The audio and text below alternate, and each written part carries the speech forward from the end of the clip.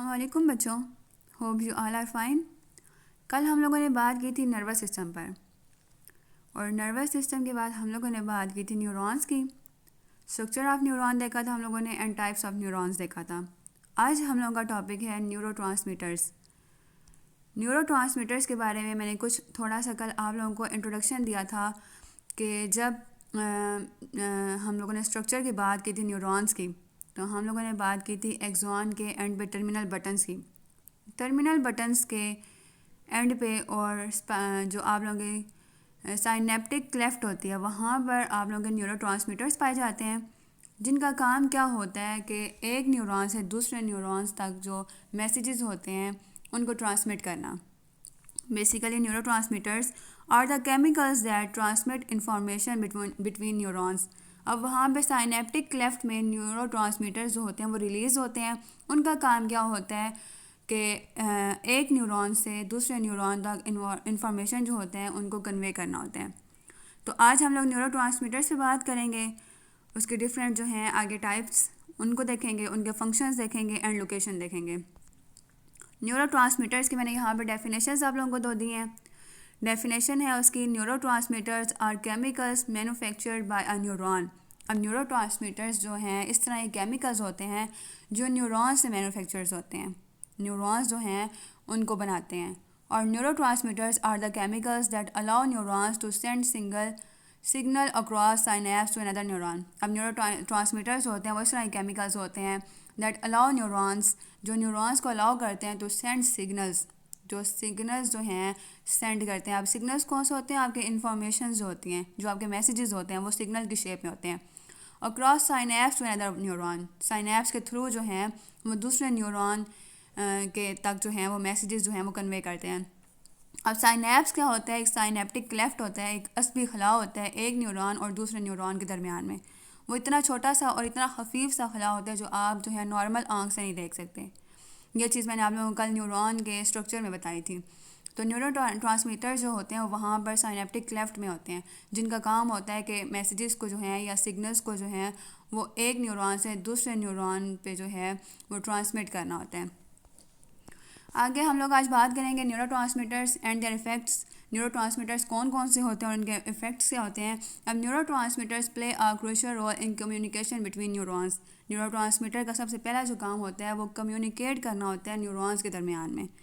Neurotransmitters have profound effects on our physical and psychological functioning. अब neurotransmitters जो होते हैं वो इफ़ेक्ट डालते हैं हमारे फिजिकली, हमारे बॉडीली और हमारे साइकोलॉजिकल फंक्शनिंग पे। हम जो काम करते हैं, जो एक्टिविटी करते हैं, हमारा उठना बैठना, हमारा सोना, हमारा खुश होना, खुशी को फील करना, ये सारी चीज़ें जो हैं ये न्यूरोट्रांसमीटर्स जो होते हैं उनका इफ़ेक्ट होता है उसके ऊपर, और वो ये चीज़ें जो हैं कंट्रोल करते हैं। Our ability to perceive, feel, think, move, act and react depends on the delicate balance of neurotransmitters in the nervous system. अब nervous system में जो है neurotransmitters जो हैं उनके बैलेंस से हम लोग जो हैं वो परसीव करते हैं चीज़ों को, फील करते हैं चीज़ों को, हम लोग थिंकिंग करते हैं, मूवमेंट होती है हमारी मसल्स की बॉडीली, और उसके अलावा हम लोग एक्ट और रिएक्ट जो करते हैं वो सारा डिपेंड्स करते हैं न्यूरोट्रांसमीटर्स के बैलेंस के ऊपर, जो कि हमारे नर्वस सिस्टम में पाए जाते हैं। Neurotransmitters are present in only muscles amount in the human body. अब ये जो है हमारे मसल्स में, आप कह लें कि न्यूरोट्रांसमीटर जो है वो इतनी तादाद में हमारे पास होते हैं कि अगर आप मैं कहूँ कि अगर एक पूल के अंदर जो है हम चुटकी भर जो है वो नमक डालें और मैं कहूँ कि आपको जो है वो पूल में से जो है वो नमक को ढूंढें, तो न्यूरोट्रांसमीटर जो है वो हमारे ह्यूमन बॉडी के अंदर इतनी सी जो है अमाउंट में होते हैं।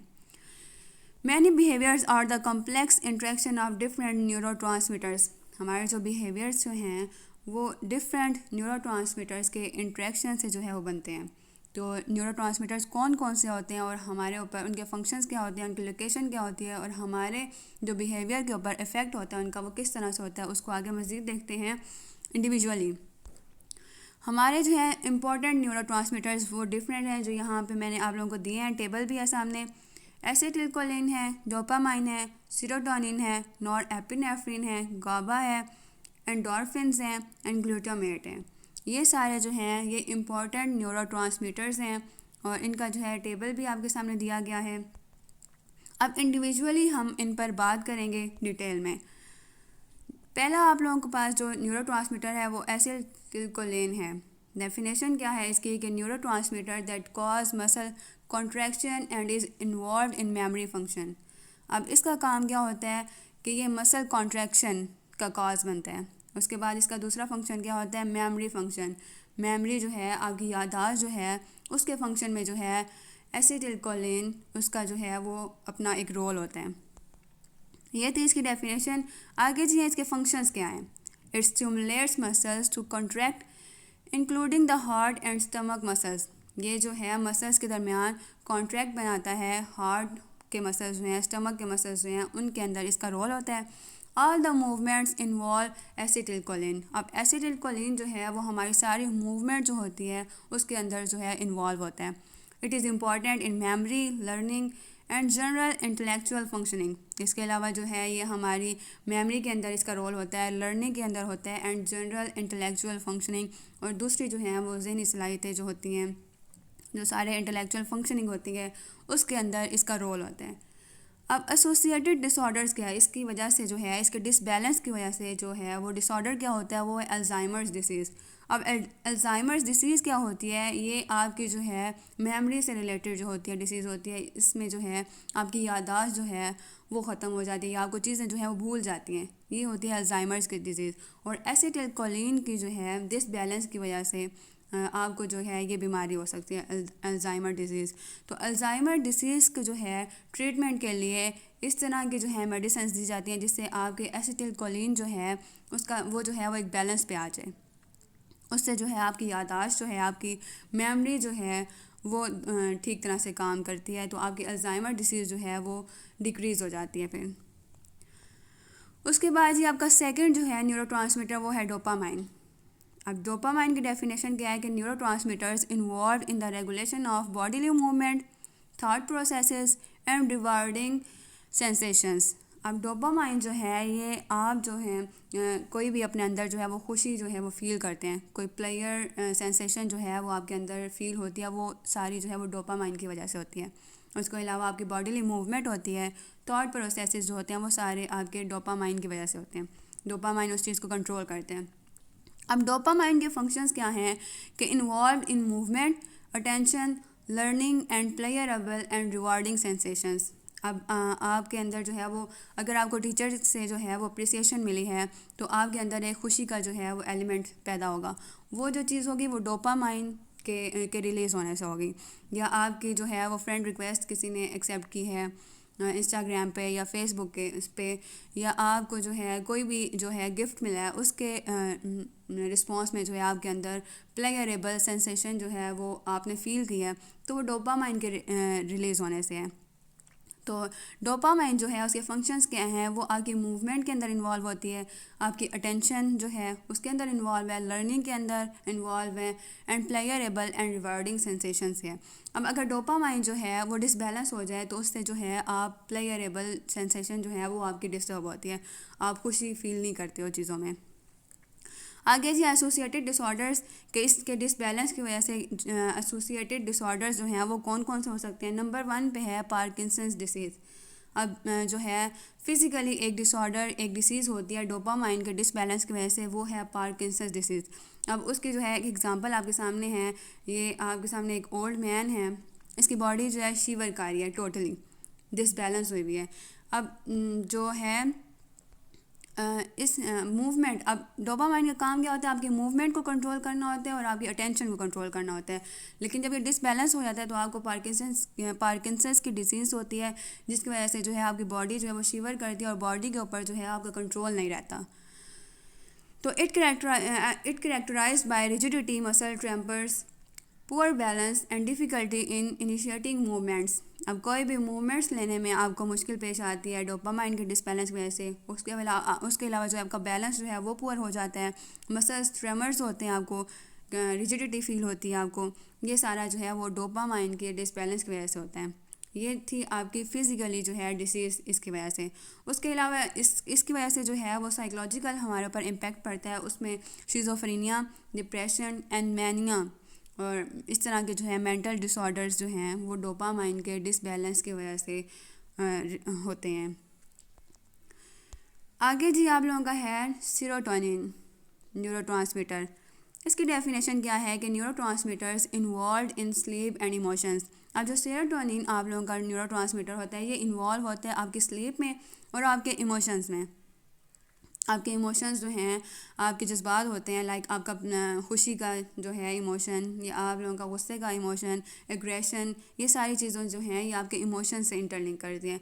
अब लोकेशन इसकी क्या है, found in different brain areas, ये भी ब्रेन के अंदर होता है। फंक्शन क्या है इसके, इन्वॉल्व इन स्लीप, ये आपकी स्लीप को जो है वो कंट्रोल करता है। आपको जो है वो स्लीप जो फील होती है, आपको नींद जो महसूस होती है वो आपके सेरोटोनिन की वजह से है। अगर सेरोटोनिन जो है ये डिस्टर्ब हो जाए तो इससे आपकी स्लीप जो है वो डिस्टर्ब हो जाती है।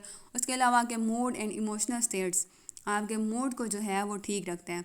अब आप लोग देखें कि अगर आप जो है एक अच्छी नींद सोते हैं तो उसके बाद वैसे ही आपका मूड जो होता है वो बहुत अच्छा होता है, बहुत खुशगवार होता है। लेकिन अगर आपकी नींद डिस्टर्ब हो, आप ठीक तरह से सो नहीं पाते हैं, तो आपका जो इमोशनल स्टेट होती है, आपका मूड जो होता है वो भी डिसबैलेंस हो जाता है। आपका मूड जो होता है वो भी ख़राब फील होता है आपको। उसके बाद एसोसिएटेड डिसऑर्डर क्या होते हैं इसकी वजह से, मेजर जो है वो डिप्रेशन होता है, शिज़ोफ्रेनिया है एंड मैनिया है। ये था आपका जो थर्ड वन सेरोटोनिन न्यूरोट्रांसमीटर। इसके बाद हम लोग बात करेंगे नॉरएपिनेफ्रिन की। नॉरएपिनेफ्रिन की डेफिनेशन क्या है कि neurotransmitter involve in learning and memory. अब न्यूरोट्रांसमीटर्स जो नॉरएपिनेफ्रिन होते हैं वो लर्निंग के अंदर और मेमोरी के अंदर जो होते हैं वो इन्वॉल्व होते हैं। Also a hormone manufacture by adrenal glands. उसके अलावा जो हार्मोन जो है वो एड्रिनल ग्लैंड से मैन्युफैक्चर होते हैं। अब नॉरएपिनेफ्रिन जो है वो फाउंड है इन डिफरेंट एरियाज़ में होते हैं।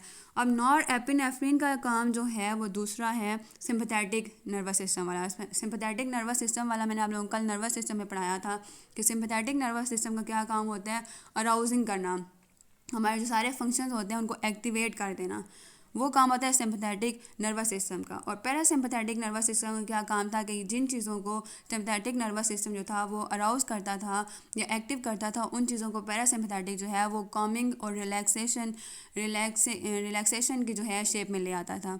और वही काम अब नॉरएपिनेफ्रिन और एपिनेफ्रिन का है। और एड्रेनालिन और नॉरएड्रेनालिन जो हैं वो भी इसी के ऊपर काम करते हैं।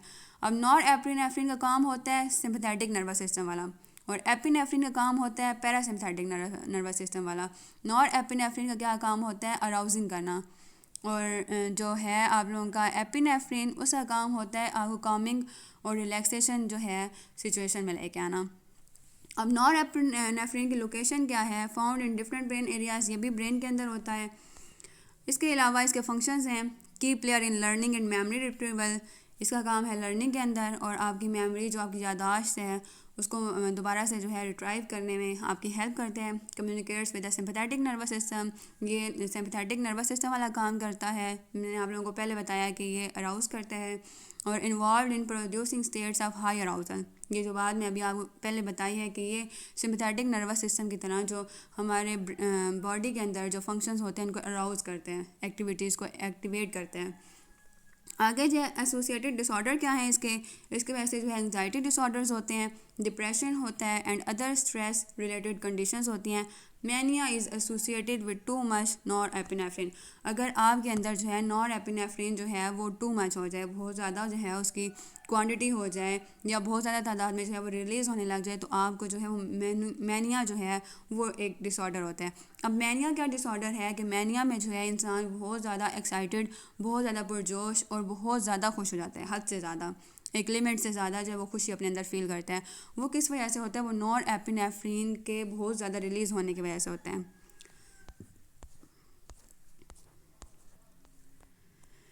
इसके बाद बात करेंगे हम लोग गैमा एमिनो बायोट्रिक एसिड।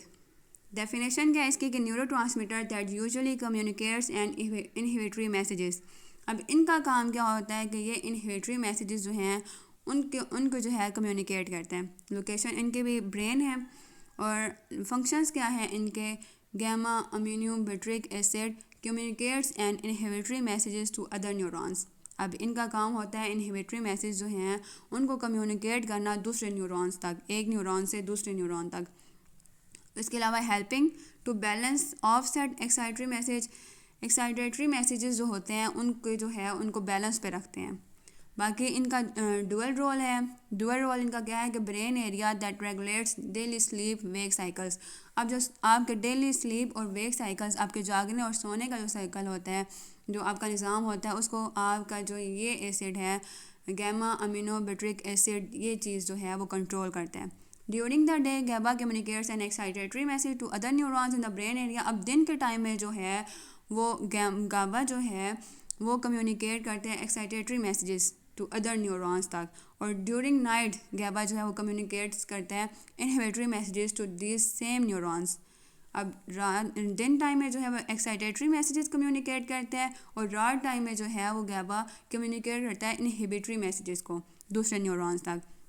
अब इसकी वजह से जो है एसोसिएटेड डिसऑर्डर्स क्या हैं कि anxiety disorders with two little गैबा। अगर गैबा के अंदर जो है वो थोड़ी बहुत कमी हो जाए उसके रिलीज़ होने में, तो एंग्जाइटी जो है वो पैदा होती है और एंग्जाइटी डिसऑर्डर हो जाते हैं। आगे जी है एंडोर्फिन्स। एंडोर्फिन्स भी न्यूरोट्रांसमीटर्स हैं। आपकी बुक में ये नहीं दिए गए, लेकिन मैं यहाँ पे आप लोगों को बता रही हूँ कि एंडोर्फिन्स जो हैं वो भी न्यूरोट्रांसमीटर्स हैं। अब इनकी क्या डेफिनेशन है कि neurotransmitters that regulate pain perceptions. अब एंडोर्फिन्स का काम जो है वो आपके पेन परसेप्शन से लिंक करते हैं। आपको जो दर्द महसूस होता है वो एंडोर्फिन्स की रिलीज़ होने की वजह से होते हैं। अब ये टर्म जो है ये डिराइव्ड हुई थी एक फेज से, इंडोजेनियस मॉर्फिन से।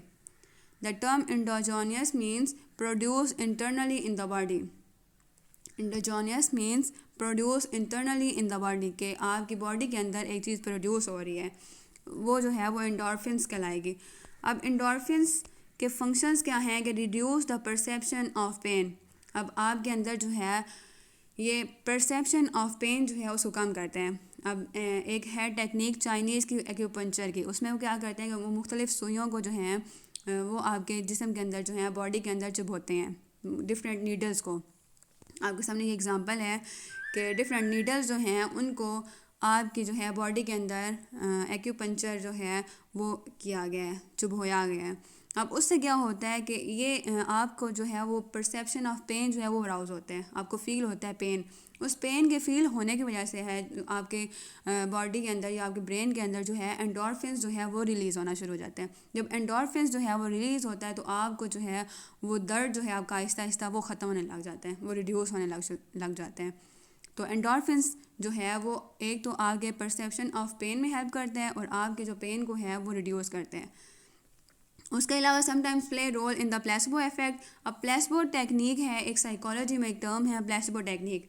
प्लेसिबो टेक्निक में है नकली अद्वियात दी जाती हैं। अब यहाँ पर जो है अगर किसी को पेन हो रहा हो और आप उसको बताओ कि आप ये टैबलेट लें और आपकी जो है पेन ठीक हो जाएगी, ये एक पेन किलर है, लेकिन वो जो है वो पेन किलर ना हो, ऐसे कोई कैंडी हो या खाली जो है वो मेडिसन हो, और वो जो है अगर फ़र्द ले ये सोच के कि जो है आप इसकी वजह से दर्द ठीक हो जाएगी, ये एक प्लेसिबो इफेक्ट होता है। तो जब आप वो मेडिसिन लेते हैं वो मेडिसिन असल नहीं होती, ओरिजिनल नहीं होती, वो पेन किलर नहीं होती, लेकिन वो ऐसी टैबलेट होती है, कोई भी कैंडी हो सकती है, आप उसको लेते हैं तो आप ये जो एंडोर्फिन्स होता है ये रिलीज़ होना शुरू हो जाता है। इस एंडोर्फिन्स की वजह से जो है आपकी पेन जो है वो कम होना शुरू हो जाती है। तो एंडोर्फिन्स जो है वो एक तरह से प्लेसिबो इफेक्ट के तौर पर भी जो है अपना रोल प्ले करते हैं। उसके अलावा endorphins also associated with positive moods. ज़ाहिर है जब आपको पेन हो रहा हो और आपका पेन जो है वो रिड्यूस हो जाए एंडोर्फिन्स की वजह से, तो आपके अंदर जो है वो पॉजिटिव मूड जो है वो होना शुरू हो जाएगा। तो एंडोर्फिन्स जो है वो आपके पॉजिटिव मूड को बनाने में भी जो है हेल्प करते हैं। उसके अलावा एसोसिएटेड डिसऑर्डर्स के हैं ओपिएट एडिक्शन। इसकी वजह से जो है ओपिएट जो है वो एक ड्रग है, उसके जो है एडिक्शन हो जाते हैं इस अगर ये जो है रिलीज़ होना ख़त्म हो जाए तो। उसके बाद एक और आपका न्यूरोट्रांसमीटर है ग्लूटामेट। ग्लूटामेट जो है बेसिकली एक एक्साइटेटरी जो है वो न्यूरोट्रांसमीटर है। Helps send messages in the brain, help करता है ये मैसेजेस को ब्रेन तक पहुंचाने में। Involve in learning and memory, उसके अलावा जो है ये मेमोरी और लर्निंग के अंदर जो है वो अपना रोल प्ले करता है। उसके अलावा alcohol inhibits glutamate receptor function. Alcohol जो है वो इनहिबिट्स करता है ग्लूटामेट रिसेप्टर फंक्शन में। आगे जो है एक एग्जांपल दी गई है कि it also amplifies some neural transmissions so that a person can tell the difference between important and less important information. अब इसकी वजह से जो है आपको ये भी पता चलता है कौन सी चीज़ जो है वो इम्पॉर्टेंट है और कौन सी चीज़ जो है वो लेस इम्पॉर्टेंट है।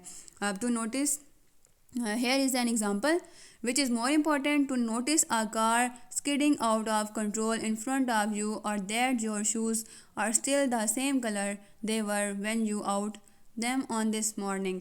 अब एक चीज़ एक आपके सामने कार जो है वो आउट ऑफ कंट्रोल हो रही है, दूसरी तरफ जो है आप नोटिस कर रहे हो कि आपके जो हैं शूज़ जो हैं वो सेम है जो कल मॉर्निंग वाले थे। तो अब ग्लूटामेट जो होता है, glutamate boost to the signals about the car. अब जी आपको बताएगा कि क्या चीज़ जो है वो ज़्यादा इम्पॉर्टेंट है, नोटिस करने वाली है, तो ये आपकी अटेंशन जो है वो कार की तरफ दिलाएगा। तो ग्लूटामेट जो है आपका neurotransmitter, a major excitatory neurotransmitter in the brain that increases the likelihood that a postsynaptic neuron will fire. Importance in learning, memory, neural process and brain development. अब इसका काम ब्रेन डेवलपमेंट में भी होता है, उसके अलावा लर्निंग के अंदर है, उसके अलावा मेमोरी के अंदर है। बाकी आपके सामने जो है न्यूरोट्रांसमीटर्स जो हैं उनको टेबल में दिया गया है, उनके फंक्शंस हैं और उनके एग्जांपल्स हैं मेल फंक्शंस की, उसको आप लोग देख सकते हैं यूँ जूम करके कि एसिटिलकोलिन जो है वो enables muscle actions, learning and memory. Dopamine influences movement, learning, attention and emotion. Serotonin affects mood, hunger, sleep and arousal. Norepinephrine helps control alertness and arousal. Gamma aminobutyric acid, a major inhibitory neurotransmitter. Glutamate, a major excitatory neurotransmitter involved in memory. तो आज का जो आपका lecture था वो यहाँ तक ही था, न्यूरोट्रांसमीटर पर, न्यूरोट्रांसमीटर के टाइप्स पर, उनके फंक्शंस पर और उनके वजह से होने वाली डिसीज़ पे बात की आज हम लोगों ने। उम्मीद है आप सब लोगों को समझ आ गई होगी। तो हम लोग नेक्स्ट लेक्चर में नेक्स्ट टॉपिक के साथ मिलते हैं, तब तक के लिए अल्लाह हाफिज़।